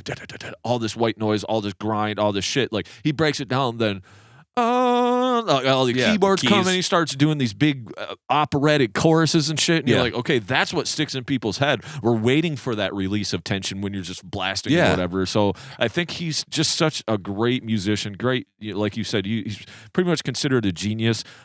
Just to speak on like, I don't want to do this anymore. I mean, you're in your 50s. Do you want to go out and blast and shit like this and play this loud industrial, like grindcore almost music? It's just not, he's got so many other things. He's got 28 bands that all with his name on them. I don't know which ones are which. They're all the same to me. Yeah. A lot of stuff I heard was great. It's whatever. I swear we just talked about this on a recent episode about Devin Townsend and his impact on different metal and his different projects. But this album right here, man, what a banger. I don't remember I believe the series you were looking for was like a Century Media. It was called like Identity or something like that. So it just featured a bunch of bands and they would either come in like, sometimes they would come into magazines. Sometimes you would just stumble across them and be like, hey, here's a $4 sampler at, whatever music store we were getting music at, and you might just pick it up because you're like, hey, here's 12 bands for $4. I can, check out some of these bands and see, because I do like a lot of stuff off Century Media or Roadrunner or whatever it may be at that time. It was a Declaration of Independence was the name of the compilation. Okay, cool. And the cover track is actually by the band called Cop Shoot Cop, and it's Room 429. Probably the most unique on the album, but still a great track. What an awesome track. What an awesome CD. If you're into just like an original getting your ass pummeled type grindcore for a little bit, but a lot of melodic activity, great guitar playing. I remember I really fell in love when I heard a lot of this live, because they had like a live CD, I want to say, or something. Heavy. Wait, I seen some of this live, or I can't remember. It was something live that really blew me away, because I was like, oh my god, this dude can pull all this off, all these vocals and all this everything live, and I was like, this dude's the man. Yeah. So dude. I did get a chance to see them live. It was one of the first shows that the Intersection had at their new location when they moved out of what is now Mulligan's Pub. And now they're at the Intersection. Yeah. Got to see like Nile, Napalm Death. Yeah, that sounds right. Like a crazy. I'd have to go back and we spoke to it on the concerts episode, but I did get a chance to see them. Talk to Devin for a hot second. just milling through the crowd, like, "Hey, what's up, Devin?" Yeah. And great guy, really humble, great songwriter, great vocalist. This album, like, I think the thing that you spoke to that is really true is that you can have that intensity, but then you've got that release because you got the big soaring choruses that open up, and the guy can really sing, and it just makes it more. You can appreciate it. It's more valuable when you can do all that heavy stuff, but then you can say, "Hey, I can also sing," and it just brings people in. It's like because the grindcore thing you can do for 20 minutes. And then it don't really go nowhere. It's just like, well, that's the mood for 20 minutes. But Devin's kind of got an ebb and flow. He's a very emotional person. He's very provocative. So I think that it fits really well with this album. We're clocking in at 39 minutes and some change. So you can get in, get out. It's not taking you all day. It's right at that sweet spot where it's not the full hour, but just the bigger part of an hour. Right. Yeah. Yeah. So 40 minutes, it's perfect. It doesn't take all day to get through it. And I'm telling you, like, I think it was 8 or 9 songs, but yeah, 9. And the last one being a little bit more long and spaced out. So you could almost say I don't need the last one maybe, but great album. I just feel like I had to speak to it at some point and really highlight it and shine a light on it. But yeah, if you guys haven't heard, I mean, maybe a lot of people are familiar with Devin because now, like, to me, it's like, of course, I got to have City. Like, that's where it starts. But maybe a lot of people in the 25 years plus since then, 28 years, maybe they picked up on Devin Townsend Band or something else that he's done, and they're not familiar with City. Get familiar with City. It's a great album. It's in your face. Absolutely. It's super intense. All right. So I believe this is my 4th one. Yep. I'm going to go Symbolic Carnage Anomalies. I know I've talked about Symbolic Carnage on the show before. Yeah. This album to me, so Symbolic Carnage, they're from Denver, Colorado. This is their 4th studio LP. It came out March 15th, 2005. So I guess I got a theme here sticking to the between 2000 and 2010 today. The aughts. Yeah. This album's 45 minutes and 12 tracks. Death grind, technical death metal, experimental humor, and genre hopping equals hydro grind, which they kind of call themselves or whatever. I know I've talked about Symbolic Carnage on the show a few different times in a few different capacities, so I had to bring this album up. The thing about Symbolic Carnage is you could listen to some of their albums, right? You could listen to one of their first albums, or you could listen to Lucid Intervals. You could listen to there's a lot of stuff you could listen to of them, and you'd be like, oh, this is just a grind band. There's like 30-second songs. There's it's just intense. It's a little rackety. It's a little noisy.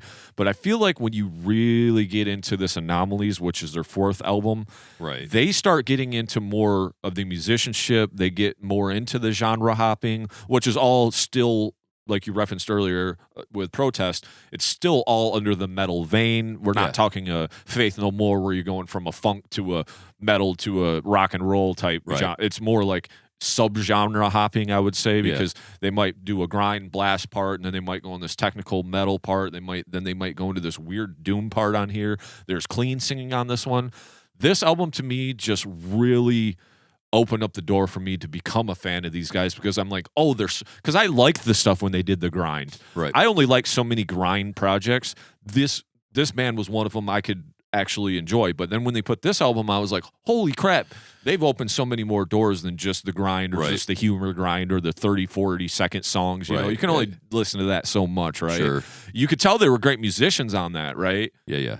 Because they would add in some melodicism to the grind. It wasn't just all weird panic chords and just, you know. But this album, also the vocals, one of the first dudes that I really heard that was doing this vocal Olympic shit. Like, he's all over the place. He's doing low guttural pig vocals, super high banshee screams, kind of yells. He's doing especially on this album in particular. I don't know if there's other vocalists that are contributing to some of the different sounds I'm hearing on this. This is why I texted you the other day. You talked about, man, I got to listen to these guys. I got to listen to you guys. I'm like, this album you would like, because once you get over like the first maybe song where it kind of just kicks you in your teeth, like it starts going all over the place. There's clean singing. There's all kinds of shit going on. And this album absolutely is phenomenal to me. It's actually produced by Dave Otero. So this dude's been doing this so long, and he's actually out in Colorado too. And I know he did some of their first work. So I feel like these guys were almost a stepping stone for where he's at now, and he's producing Arcspire and Cattle Decap and all these bands that are really hustling out there. This is a band I wish was around a little bit more. Okay, here we go. So Travis Ryan is actually, it says guest contributors. Travis Ryan is on Scientific Remote Viewing. Barney Greenway from Napalm Death's on this. Barney. Dave Otero does a little vocals. There's a few other people on here, but man, what a cool album. What an absolutely awesome album. There's a song on there called Dying Would Be the Death of Me. Very metalcore, very clean singing on it. It sticks in my head all the time. There's like some doomy shit where it just gets really low and sludgy for a while. Okay. That ending song starts with this really cool acoustic thing, and it builds over almost 8 minutes until this cool crescendo at the end. Nice. So we're showing a lot of dynamics on this, and I think this is what really pulled me in, is because there was stuff I could hang on to. Yeah, you're still grind, you're still kind of, you're really extreme metal, but you're really pulling in these elements to make it your own, and this album really set it apart for me. Right here, it says critical response, generally positive. The album was considered their most listenable yet, which says a lot if you're a grind band, right? Right. Metal Archives gave it a 93%, and they came out with 2 albums after this that were actually absolutely awesome. It does say the band spoofs genres on Uncanny Accuracy, like I said, Dying Will Be the Death of Me, and then the stoner sludge. It was almost like they're kind of poking fun at it, but they also performed it at a high clip, Right. Hey, we can do that too just because we're a grind band and that's what you see or whatever. But I think this band gets a lot of bad rap because of they could be considered, especially the early work, just a grind band. And Right. a lot of grind bands just kind of came and gone, swipe under the rug or whatever. But yeah, absolutely awesome. I don't know how much you know about this. I know I've been trying to get you to listen to these guys for a while because I almost feel like some of it might not be for you, but I just wanted to get you on the right path. Like, hey, at least take this album in and tell me what you think about it, because there are parts that I feel like you could pull away from it, whereas I wouldn't get you started on their very first ones, like Conforming to Abnormality in 1998, and that's just a crazy grind album. There's it's like all them short songs and shit like that, so I feel like this is one that we definitely have talked about, and you've told me about it numerous times over the years, and I feel like I did listen to it and I enjoyed it, but it's older now, and it's one of those things where if they're not gonna come around on a tour, then I might not dive too deep into them. But I feel like I hit you back with yeah, dude, I finally listened to it. It was really good, and it had a lot of the diversity that you spoke to. And I think when you talk about a band that's doing genre hopping or blending genres into their own style, the word that comes to mind is cohesive. And whereas a band like, as you said, Faith No More, it's almost like we're just going to straight up go into this other genre right now. Almost makes no sense what's happening. But with these guys, a good example of a band who can do it cohesively, where we're going to come out of the grind and to something that makes a little bit more sense. But it doesn't sound like we're stopping and starting on a dime with a whole new style, right, where everything just makes sense as a band, as a unit, as an album, as a song. So I think that's one of the perks of this band, is that they could do so much outside of their main style that they started in and grow it and pull in their influences, and also have listeners branch out into something else, so that it's not just grindcore. Some people might just be in a mode where I don't want to hear it if it's not just 20 minutes of grindcore. That's all I want. Yeah. I don't want anything else. But at some point, the artist grows, and sometimes the fan base grows with them, or they come back around and hear it later and be like, oh, I see what they were trying to do, because they already did the thing. They already did the grindcore albums, and then they decided to do grindcore, but then fuse it with other influences that they had. And I think that's great. When you can take your thing and then grow it into other styles, or have those other styles impact what you're doing, so that the results are now a combination of things. And it just makes for a really fun and unique listening experience. And I think that's one of the things that this band does very well, because they do so many different things. It keeps it interesting. Mm-hmm. So I think, for sure. I think that's one of the perks of this band. Now, they're also back, correct? Or they're playing 1 or 2 shows. Yeah. They have a 3-show run, and it's all on the other, Arizona, Colorado, where they're kind of from. They don't go out. 2 years ago, they played some festival, I think, in Chicago. One band that's on my bucket list, they just don't play out a lot, and I get it. Maybe you're not going to make, they've been doing this for years, and their last actual album came out in, I think it was 2010, honestly, bro. So It's been a little, but I will say Anomalies and then Xenosapien came after that, and then Misled by Certainty came after that. For one, I love that title, Misled by Certainty. How fucking awesome is that? Nice. But those 3 albums are all badass, and they all kind of like continue down this path where we're not back in Exploiting Dysfunction that came out in 2000. Again, short songs, grind, humorous kind of, just kind of a play on metal type shit. You know what I mean? Almost a parody of itself, Yeah, sure. But they really came to their own. Awesome musicians too. Drummers just smoking badass. Like, Nice. Guitar playing up, like I said, with the vocal Olympics, he does it well. But I want to say this real quick, and maybe we should have said this at the beginning of episode 7. What makes a great album? What makes a top 5 album? And I will say this, from us listening all these albums from 2025 and then 2024 last year to get our albums of the year list, Sure. what I've come to the realization, and like I said, we probably should have prefaced everything, what makes a great album? I think it's the fact that you want to go and put it on again. Yeah. Multiple times, because there's albums that I've listened to this year, 50 albums in already. There's ones that I keep going back and listening to. Right. And like, hey, what do I want to listen to? Well, I'm going to listen to this album. Right. There's some ones that it's a one pass. Yep. It's cool. It's good. It just doesn't go back streaming now or back into the CD player. Whereas this, I listened to this the other day. I probably listened to this last year. I probably listened to it the year before. Yeah. That's what makes a great album, because Right. you want to put it on and you're like, what am I in the mood for? Maybe some Symbolic Carnage Anomalies sounds badass, right? So I think that's what makes a great album, is the fact that you want to listen to it multiple times again, even 20 years after it's been made. Yeah. Right? Yeah. So I tend to agree with you, and part of the reason I went kind of like back to the well with my choices today is because I wanted to have. It's easier to sit here and say it's a all-time great metal album when it has historical context. So everything I've got today is from the 20th century. So I don't even have anything after 99. Everything's going back to when it kind of began for me. But they still, like, the bucket still carries water. Yeah. I'll put it on. I'll listen to it. Oh, yeah, today I just want to hear, something I already know. Yeah. And it's because it still sounds good. Now, I could, just because of how new some of the albums are this year, they're great. And I feel like, oh man, that album's an all-timer. I can already tell you right now, this new album, this 2025 album, it's going to be an all-timer. I'm going to keep coming back to it. I'll go back to the list from last year, and I've pulled up The Job for a Cowboy several times. I'm just like, I don't want to hear new right now. I want to explore this one again, because that one, to me, it's great. But my brain still always tries to understand it, because, like, where's the songwriting? I don't know. Because they don't do, like, choruses, and they don't, but everything just flows on it, like, seamlessly. I love it.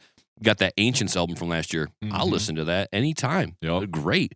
And the Volcandra album, like, that's another one I feel like I need to get more spins out of it. And I look back at my list last year, and we'll talk about it this year when we get to the end of the year, when we talk about 2025, and maybe we'll revisit 2024 like real quick. Yeah. What would you change? And I'm like, well, maybe I would move some things around a little bit, because I've listened to it more. A year removed, I'm still calling back to it. But that is a good point to make. Like, what makes a great album? I think one of them is partially is like it needs to stand the test of time. So you can't really put like 2024 albums on an all-time great top 5 list. Like, maybe in a couple of years I'll say, well, I still listen to that album, so I'm starting to feel like that's an all-timer right there. Yeah. So that I feel like, and we talk about band names with this respect, but it's got to have that water cooler. Like power. Like, hey, have you ever listened to this album? It's like an all-timer. You should probably get hip to it. Right. So I think that's part of the conversation as well. So I think I'm up for my last, unless you had anything more you wanted to speak to about this band. Nope. We are getting close to wrap time here, we are there. so we'll just we don't have to super rush, but about 10 minutes I like to wrap this up and get set up for the. So if you're listening, you got 10 more minutes of us. 10 minutes rambling. Stick around. So it would be too easy to look at the last 2 episodes we did of this conversation and just pull from that. Like, just same band, different album. Yeah. And I didn't want to do that mostly. But for my final one today, I had to just say, well, why lie? Like, why get super creative and grab some random ass album that, it could be. But for number 1, I saved the best for last, Death Human. Okay. I mean, the reason this is an all-timer is because of the dynamic shift that Chuck Schuldiner implemented into this album. Okay. So there was a lot of fallout with the band, within the band, coming off of spiritual healing. And we talk about that in the bio about Chuck and Death, where they went, like, he didn't want to go to Europe. And that was that. Like, he was contractually obligated. Death had to go to Europe and do this tour. Chuck sat it out, and they got someone else to do his parts. And they went overseas, and Death was performing, but it created a lot of turbulence in the fan base. So there's a lot of hate being thrust upon Chuck. And he decided going forward, he was going to start doing things his own way. So he ended up maintaining the rights to his own band name, but started a new band, basically. And now you got the guys from Cynic, and you've got the bassist from Sadis, and you've got this entirely different band with a new sound where it's death metal, but it doesn't sound like Leprosy or Spiritual Healing, where those albums, great as they were at the time, you know, it started to sound, every band was doing that. Every old school death metal band, you could put it on, and they sound the same now if they're still around as they did then, where Chuck was growing. He was moving toward like a power metal kind of an element, because that was in his wheelhouse. Right. But it made Death special because it wasn't a power metal band. Chuck's screaming over the top of it, and he didn't do like super cheesy power metal choruses or anything like that, because he didn't reach for that high pitched vocal, even though he could do it. He could scream. We heard him do it on Sound of Perseverance when he did the Painkiller cover. Yep. But this has a lot of jazz sound in the instrumentation in terms of the musicianship, but it's not like you're all of a sudden listening to swing jazz. Right. But you can tell with Sean's drumming on there, like, this is a different guy on the kit. There's some looseness to it. Yeah, there's a whole different flow to what he's doing on the kit. And then with Paul's guitar work, there's just all these new scales being thrown at you in the lead guitar work. It doesn't sound anything like what they had done prior to it. And it's one of those albums that had such a huge impact on the genre to where now bands wanted to sound like that instead of scream bloody gore. Right. So you've got all of these guys going, oh, this is how you can play drums like this to this style of music. You can do these guitar riffs instead of those guitar riffs. I think it was groundbreaking. Like, Scream Bloody Gore was already like groundbreaking if you want. I mean, piggybacking maybe off of Possessed or whatever, and you know, and there's been a lot of conversation about Possessed being one of the original death metal bands, but sound-wise, I think Scream Bloody Gore really captures what death metal is. And I know a lot of people would say, well, Morbid Angel, fair, but Morbid Angel didn't get on wax until way late in the game. Like, they were around doing live stuff, but it just took them forever to drag their ass through the studio and actually get Altars of Madness out. So now you're like 5 years removed from the start of death metal. You're kind of late to the game, guys. Yeah. But Death with Scream Bloody Gore, groundbreaking, but then you get all the way to Human, and they've evolved so much that they changed music a second time, whereas they were kind of maybe spinning their wheels in the mud a little bit, like a death metal album, another one, and another one. Chuck just said, I got to do something different. I'm going to get some people that I want to play with. They make me feel good about playing music. Just an album that it's a banger, start to finish. It gets in under 40 minutes, I believe, and I will listen to any track off of this, but I usually can't put it on without listening to the whole thing. Yeah. If I put on one song, I'm like, no, just play it from the beginning. Right. Just start it from the top and let it roll. It's short, it's sweet, it's to the point, and it's one of those albums where a lot of times I'll think, I just want to listen to Human today. I can just squeeze it in real quick. So for the fact that it's the second groundbreaking album in Chuck's career, makes me feel like it's an all-time great metal album for the ages. And I would be remiss if I came out here and I spoke to some other band and some other album and I didn't throw a death album in. I didn't do it last time. Yeah. We stuck with a more modern theme. Like, hey, what's something what's 21st century greatest of all time albums? Today I thought about some newer albums, but I was like, I want to have more historical context. I want to have something that says, oh yeah, obviously it's an all-timer, goes all the way back to the 20th century. We got a 1990 or a 1992 timestamp on it, you know, and I'm still talking about it. It's still great. It's still one of the best metal albums of all time, and nobody's going to tell me that Human, especially the remastered where they brought the bass out. Yeah, you can really hear the bass finally on it. hear. You could barely hear it before, but now you can hear Steve's work. I think Steve was so pissed the first time. They got him on an interview, and he says that he heard it, and he just popped the tape out and he threw it out the car window. He was pissed because he wasn't involved in that process. He was just involved in the recording. Right. But then when they did any of the mixing or anything, like he probably would have been there like, hey, turn me up, bring me out. I'm doing something cool here. You got to have me on it. Like, but he was pissed, but and rightfully so. I'd be pissed too. Yes. Like, how you gonna do me like that? There's so much great work on this album. Like, get the remastered, get the reissue or what have you, and listen to the new record or version of Human because it's special and it's one of the all-time greatest metal albums ever. And Jason, I agree with you.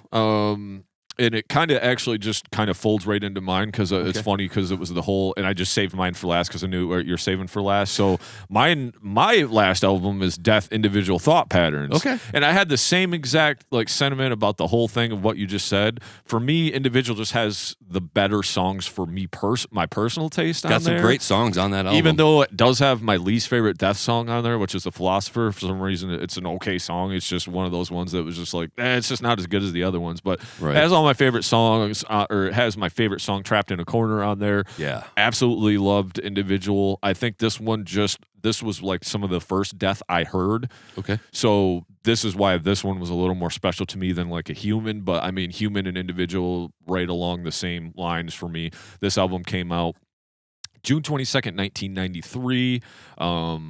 It's considered technical death metal, I guess you could say. Another 40-minute banger. Looks like it has 10 songs on it, so I guess that's just a theme with me. 40 minutes and 10 songs. You're going to almost go in my all-time list if you at least start there. Yeah. But what an amazing, I mean, both the records. I'll just speak to both of them while we're at it. But for me, it was the same way. I was like, I can't just put a bunch of Death albums and be like, yeah, there's my top 5 all Death albums, you know. Right, but I was like, we didn't do it last time. But I would be remiss to say one of my favorite bands of all time at least don't have 2 of my top 5 favorite albums on it. And for me, Individual just slightly ekes out Human. And I think some of that is also because of the production initially on Individual before the remaster. You could hear all the bass and everything. So that kind of scooted it up the list for me because you could hear all of the work going on. Yes. And to me, I personally like Gene's a little tighter approach to the drumming than Sean's more loose jazzy style, where there's nothing wrong with that. And then like Richard Christie comes in and kind of fuses both of them when they go on to, Perseverance. But I just kind of like Hoagland's approach a little bit more when it comes to the drums on this and then some of the songwriting. But I feel like, it's a perfect evolution between these 2 albums of the Death catalog. And like you said, they really started doing more of the technical, progressive, melodic metal, getting away from the death metal and really being able to find their space and creating some of the most iconic albums of all time. Because usually if you think about Death and people talk about Death, I would say Human and Individual are probably the albums they're going to talk about. Well, Symbolic too. So we talked about Symbolic, but maybe Symbolic and Human are probably the most popular ones, I would say, most people that talk about. And then you could start sliding into Individual or Scavenger because people have their way about the way Scavenger sounded, or, just the evolution of to almost some of the power metal type, like moment of clarity parts in there, where we're really getting into this prog type level of musicianship. But damn, what a sweet CD. Individual, it stars Andy LaRocque and then Steve DiGiorgio still playing bass on this. Gene Hoagland, like I had mentioned. It was reissued in 2011. And like I said, I love Nothing Is Everything and Mentally Blind. Great songs. Jealousy. Yep, that's a great song too. Jealousy is one of my favorite off of that. Again, More Sound Studios. Scott Burns. Yep. Scott Burns on the list twice today at least. Also, maybe a third time. Is he on this obituary? He should be. I thought I can't read the back. It reached number 30 on Billboard's Heat Seekers albums charts. It was hailed as like forward-thinking metal. And then I'm just trying to see if there's anything else. There's a few different versions of it. The remaster in 2011. It says something about 2023 as well. And then Andy LaRocque's solos, great on this World album, class. man. Yeah, the one on Trapped in a Corner, his solo, it's like stuck in my head forever because of the. And then he's just always got that cool little. He adds that like harmonizer or dual layers, the harmony on the solos. So his solos always sound like Andy's solos, So to me, that just kind of set that a little further apart from the Human than me, because I like Andy's lead work a little bit more than Paul's as well. So yeah, man, just had to go with Thought Patterns, dude. So we got Gene Hoglan making an appearance twice today, as well as Scott Burns, as well as Steve DiGiorgio. So those guys, profound work in their catalog. With respect to individual thought patterns, I will say I think The Philosopher is like their most popular song, right? Yes. Got the music video. So their most popular song might not be on the most popular album, because you're going to have like two different camps when it comes to death. You're going to have the old school death metal where after Spiritual Healing, like they drop off. And a lot of people will tell you like Leprosy is their favorite album. Yeah, like, I've seen that a lot. Even recently on a comment thread, it was like Leprosy is the best album. Like, sometimes, whatever. And dude. I've seen so many varying opinions on the band Death, where some people will say Human is the peak work, but then I drop off after Human. And I'm like, well, that's weird. I think Human, like in terms of BPMs, it's a slower album. Yeah, everything's way more paced. They don't, even when they pick it up to like a thrash or a grind. No, they don't grind. No. But they do a thrash beat. Yeah. It's like lower BPM. Then when you get to individual thought patterns, like you've got an angrier Chuck. I think he was going through more shit even then. So you've got this really personal. I think it was a lot of on the business front. So he's going after some people in his camp or whatever lyrically, but everything's faster on individual thought patterns with Gene. And it sets the album apart from Human in that respect, because now we're faster, we're angrier. Like, and I think maybe that's the reason I like Human a little bit better, is because it's a little bit slower and harnessed and maintained, where I'm like, I can understand everything.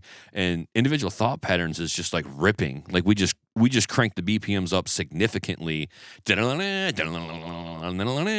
Like it's fast. Yeah. And even when they do groove, it's faster than anything on Human. But it's a great album. It's got their most popular song on it. There's nothing wrong with that album to me at all. I feel like it gets overlooked a lot because it's right between Symbolic, which was another growth for Death. I think all of the albums grow really well. Yeah. But individual thought patterns it fits closer to Human. Something about it is it's just heavier, whereas when you get to Symbolic, now we're really opening it up and we're breathing more. We're adding a little bit more variety in the instrumentation and the songwriting. I think maybe Misanthrope is the heaviest song. Maybe Symbolic, maybe Misanthrope, but that isn't like the best song on the album. Correct. You know. So it's a great one, but and we could maybe do a whole episode on ranking Death albums, which would be fun. But yeah, I'm with you, Chuck. Top of the list, sure, that serves. I'm with it. Yep, that serves. So, well, what I want to know is what your top 5 favorite extreme metal albums are. Drop them in the comments. Do whatever. What I would like to do is start using our Facebook format, asking these questions on these episodes that we do like this, and then we'll read their.